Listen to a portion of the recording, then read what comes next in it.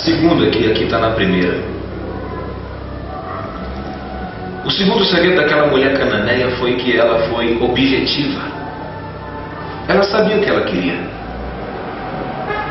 A segunda característica, aqui está a primeira, mas é a segunda. A segunda característica de uma pessoa que quer algo da parte de Deus é aquela que tem que parar de ser assim muito subjetiva e tem que aprender a ser objetiva.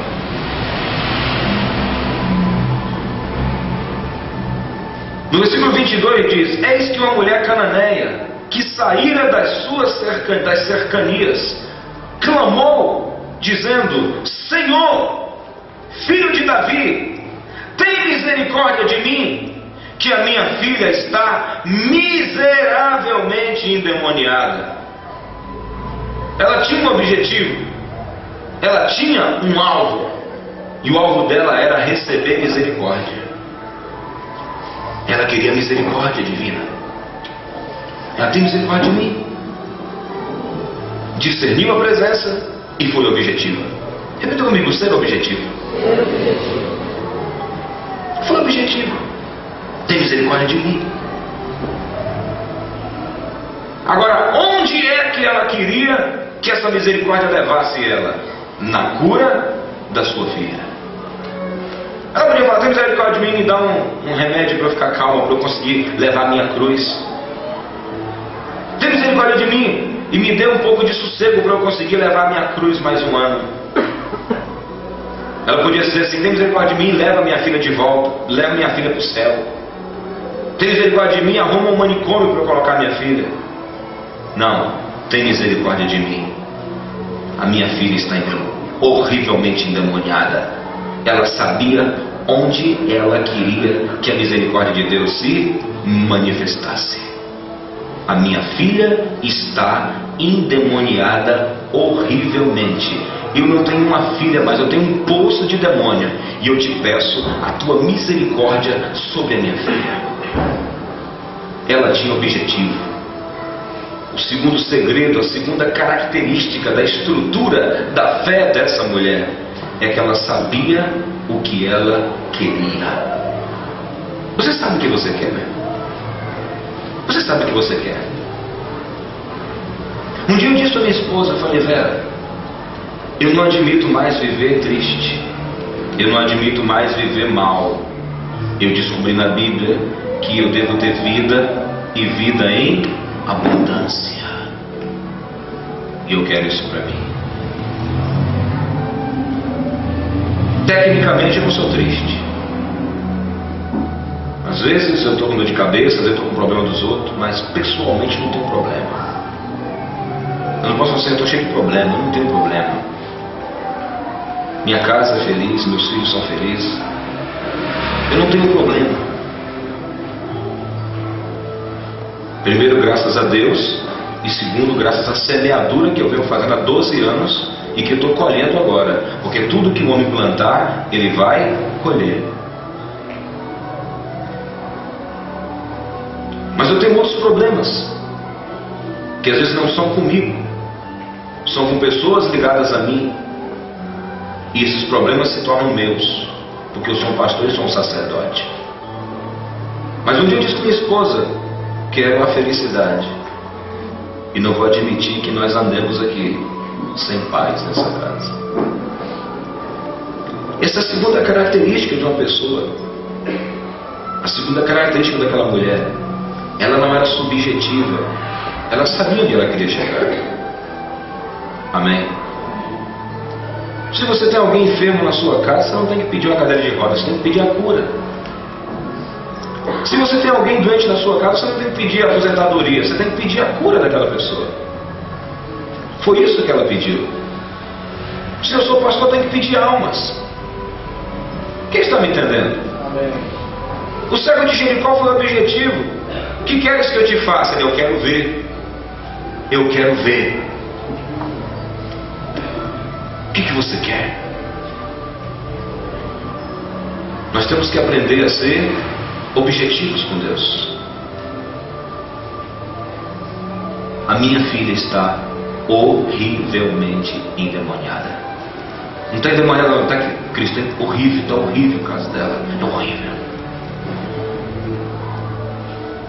Terceira coisa. A terceira característica daquela mulher era que ela sabia lidar com o silêncio de Cristo. Essa é a terceira coisa de uma pessoa que tem fé. Sabe lidar com o silêncio. Muitas pessoas naufragam nesse terceiro ponto.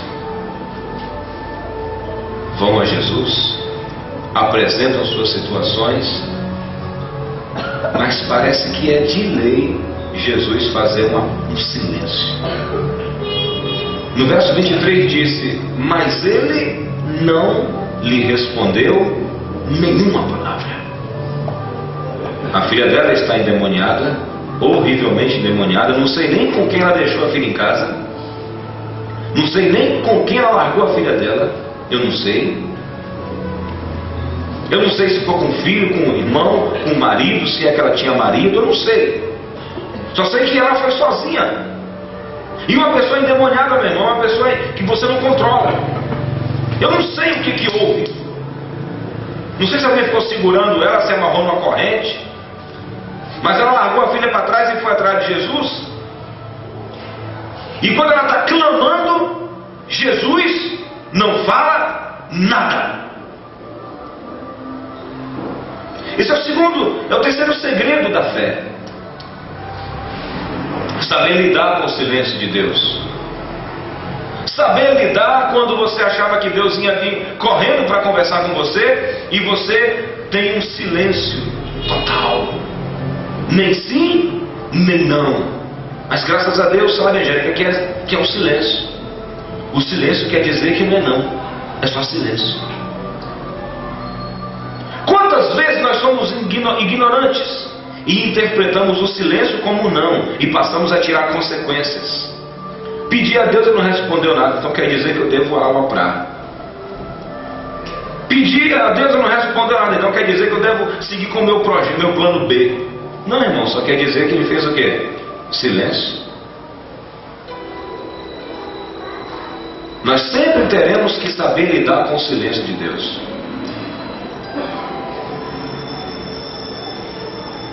Nós, seres humanos, inclusive brasileiros, somos muito falantes. Jesus não é falante. Nós não sabemos ficar sentados numa mesa sem falar nada.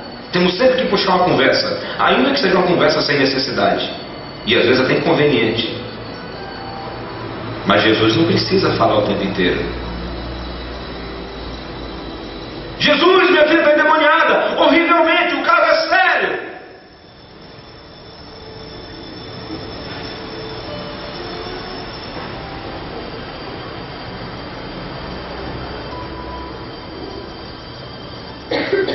Silêncio.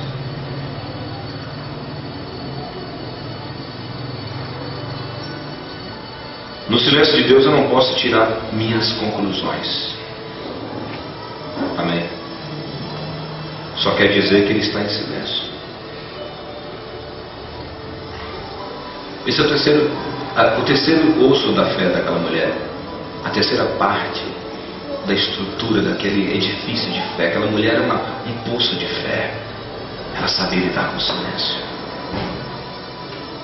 Você conhece pessoas que jogaram tudo pro alto só por causa do silêncio? Conhece pessoas? Só porque oraram durante um ano e não receberam o que queria. Orou durante 3 meses e depois foi para outro lugar porque não recebeu o que queria. Porque não soube interpretar o silêncio. Silêncio não quer dizer nem sim, nem não. Quer dizer que é um silêncio.